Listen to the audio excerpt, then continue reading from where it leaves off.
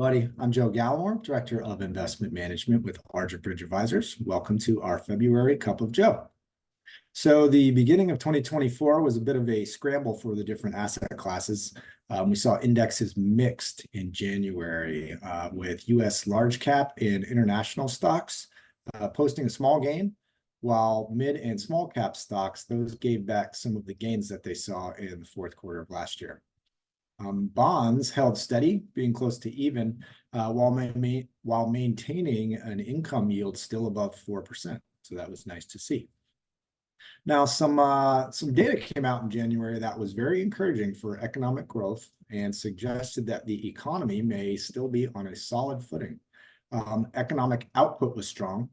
The gross domestic product, which is the largest measure of the economy, that exceeded expectations for both the fourth quarter and 2023 as a whole. So that was good to see. Employment is staying strong as well. The jobs data far exceeded what the Wall Street expectations were. And the economy's added 750,000 jobs in the past 2 months. So that's very good to see for everyone around us. And what the Fed is watching, the measure that the Fed is watching, that's coming into a range that they've been targeting for over a year now. That the Fed's preferred inflation measure, which is the PCE deflator for all you econ geeks like me out there, that's starting to stabilize at a level that the Fed has been targeting since they started the interest rate hiking cycle. Now, all that really implies is that the interest rates will stay on pause, and barring any unforeseen shocks, and hopefully the Fed can start cutting rates sometime this year. Both of those things would be good for stocks. Now, all this data was very positive in January, but let's meet this with some cautious optimism. And I say that because there are still many cross currents moving beneath the surface of those stock index levels that we see, and those cross currents still could signal that a slowdown is very much a possibility. So in this environment that we find ourselves in, maybe it'll be up, maybe it'll be down, maybe there'll still be recession, or maybe there's going to be growth. I'd like to quickly highlight how our portfolios are built, because the managers of the strategies we use for all our wonderful clients, they like to focus on quality companies. Those are companies that manage debt well, that have tangible competitive advantages built into their business models, and they have resilient streams of cash flow.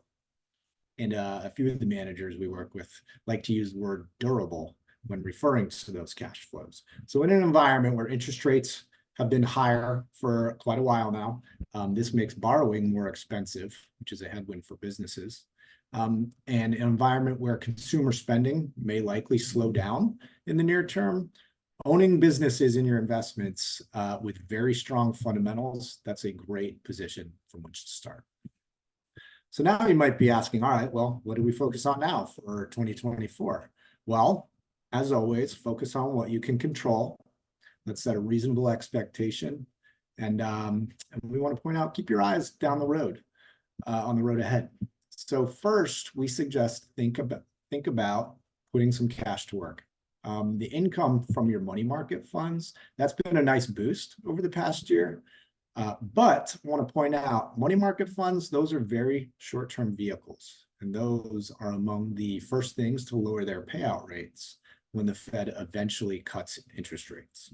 And it's worth noting that the Fed doesn't even need to actually cut interest rates for the payouts to decrease. The expectation of Fed rate cuts, that starts to get baked into prices in the short-term bond market, and that will start weighing on the yield of your savings accounts.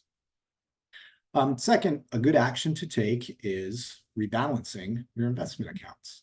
Now, we at Argent Bridge, we've been rebalancing the assets we oversee for you. We did that a couple of times since last summer, so we're staying active there. But remember your employer retirement plans.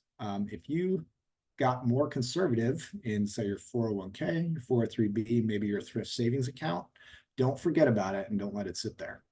Make sure to rebalance it back to your target, long-term target allocation. That will set you up for future growth. Now, third, I mentioned setting a reasonable expectation. It's a good idea to expect some volatility this year. Let's remember those cross currents I talked about earlier. And along with expecting volatility, expect some of the unexpected. A good example of that is the regional bank flash crash that we saw last year. Symptoms of the prevailing conditions, symptoms like that can easily pop up very suddenly, but it seems that the market always forges ahead. So now is the time to be disciplined investors, and let's be comfortable with some uncertainty, and let's keep our eyes on the growth to be had once things really start to improve. And, you know, personally, I think a wonderful scenario would be having another year like last year, a year where we remain grounded, we have some tempered expectations, and then the stock market levels, those surprise to the upside when it's all said and done.